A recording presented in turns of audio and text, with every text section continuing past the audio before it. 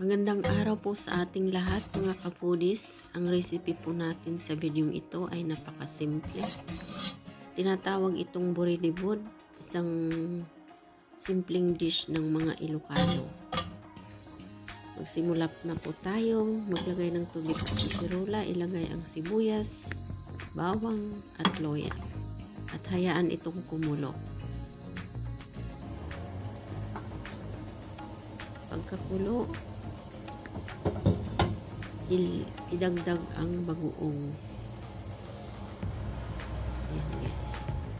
Marami pong variety ang buridibod, katulad din siya ng dinengdeng. Maraming pwedeng pag-combine na gulay. Basta meron siyang kamote.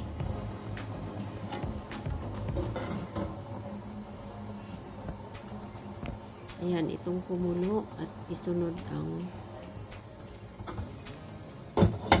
kamote. Ayan. Lutuin ito hanggang lumambot at medyo durog-durog na.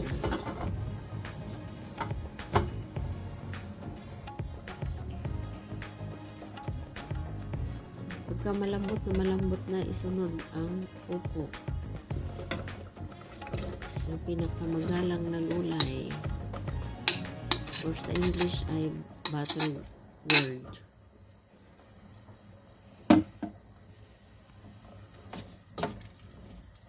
Takpan ito at lutuin hanggang lumambot.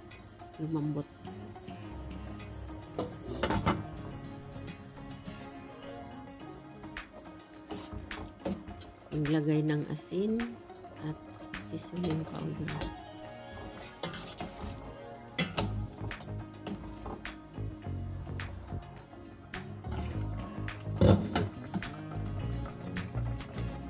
Para lalong sumarap, paibabawan siya ng pritong isda o inihaw na isda.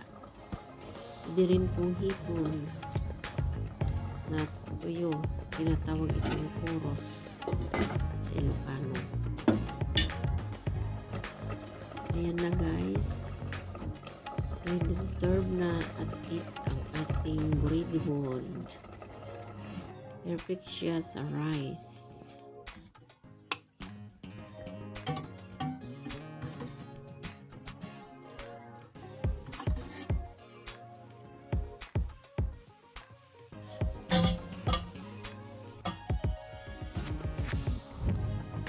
Yan po.